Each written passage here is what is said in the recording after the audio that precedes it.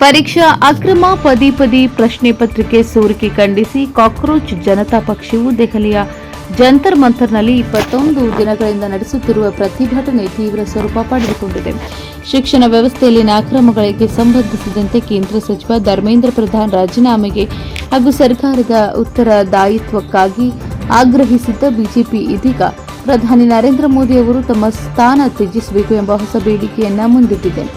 CJP ಪ್ರತಿಭಟನೆಯ ಶಿಕ್ಷಣ ವ್ಯವಸ್ಥೆಯಲ್ಲಿನ ಅಕ್ರಮಗಳಿಗೆ ಸಂಬಂಧಿಸಿದಂತೆ ಕೇಂದ್ರ ಸಚಿವ ಧರ್ಮೇಂದ್ರ ಪ್ರಧಾನ್ ರಾಜೀನಾಮೆಗೆ ಹಾಗೂ ಸರ್ಕಾರದ ಉತ್ತರದಾಯಿತ್ವಕ್ಕಾಗಿ ಆಗ್ರಹಿಸಿದ್ದ ಸಿಜೆಪಿ ಇದೀಗ ಪ್ರಧಾನಿ ನರೇಂದ್ರ ಮೋದಿ ಅವರು ತಮ್ಮ ಸ್ಥಾನ ತ್ಯಜಿಸಬೇಕು ಎಂಬ ಹೊಸ ಬೇಡಿಕೆಯನ್ನ ಮುಂದಿಟ್ಟಿದೆ.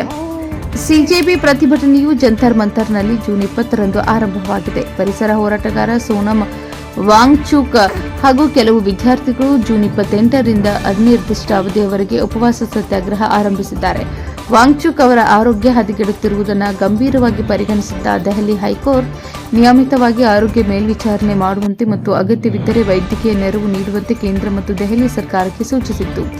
ಅದರಂತೆ ವಾಂಗ್ಚುಕ್ ಅವರನ್ನು ಆಸ್ಪತ್ರೆಗೆ ಸ್ಥಳಾಂತರಿಸಲಾಗಿದ್ದು ಅಗತ್ಯ ವೈದ್ಯಕೀಯ ಚಿಕಿತ್ಸೆ ನೀಡಲಾಗುತ್ತಿದೆ ಎಂದು ದೆಹಲಿ ಉಪ ಪೊಲೀಸ್ ಕಮಿಷನರ್ ಸಚಿನ್ ಶರ್ಮಾ ತಿಳಿಸಿದ್ದಾರೆ.